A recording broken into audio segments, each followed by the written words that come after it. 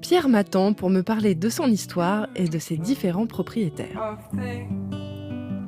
Pierre, ce château, il est magnifique et il a l'air très unifié. Est-ce qu'il a toujours été comme ça? Quasiment. Le château tel que vous le voyez est quasiment dans son aspect d'origine.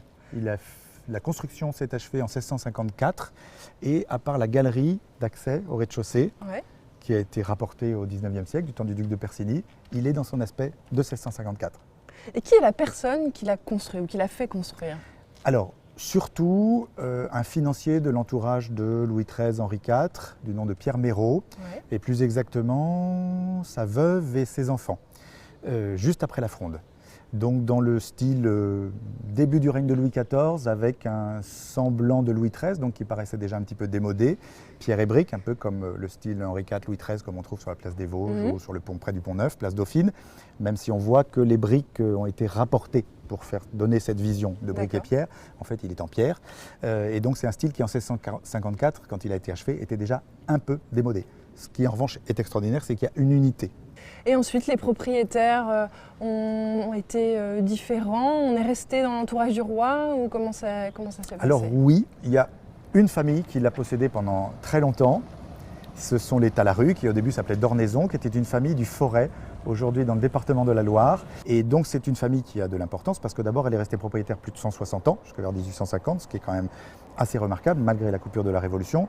Et c'est cette famille-là qui a embelli le domaine en faisant appel au jardinier Pierre Contant d'Ivry au XVIIIe et qui a construit le potager, l'auditoire, le belvédère, le jeu de loi, et j'oublie en tout cas certaines fabriques qui sont typiques du XVIIIe et qui ont aussi une certaine unité avec ce château. Ce château est connu et est resté domaine un est peu dans connu l'histoire aussi, pour avoir abrité les scouts. Tous les gens qui ont entre 90 et 40 ans à peu près connaissent Chamarande pour ça aussi, voire sont venus y camper, faire un camp jusqu'aux années 50 sur 60 parfois.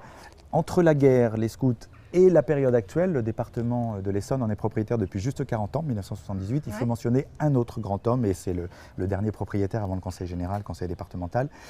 C'est Auguste Mion, qui était un Italien, qui a décidé d'implanter à la fois son lieu de vie, il habitait une partie du rez-de-chaussée et du premier étage avec sa famille, et le siège social de sa société, en sachant qu'il voulait que les gens vivent leur métier, mais vivent aussi leur vie de famille, d'individus, et puissent se former, d'où toute une série de constructions, notamment de villas de différentes tailles pour les ingénieurs, les contremaîtres, les ouvriers, etc. On en voit dans le parc encore quelques-unes.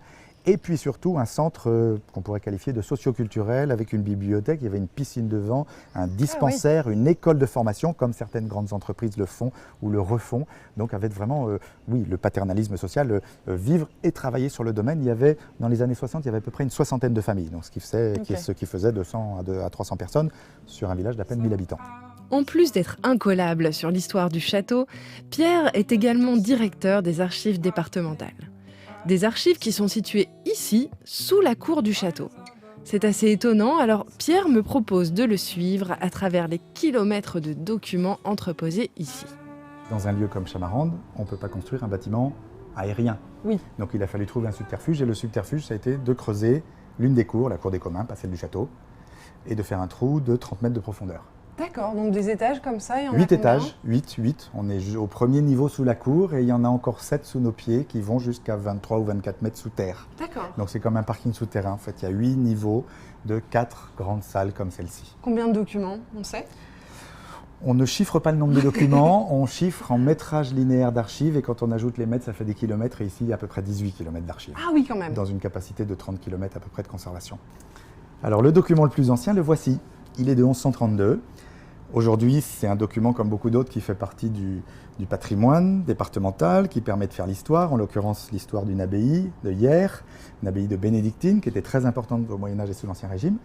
Mais ça nous rappelle que les archives sont d'abord tenues et conservées pour faire la preuve, pour permettre à un citoyen, à une communauté, à l'État, à un service, à une commune, de faire valoir ses droits.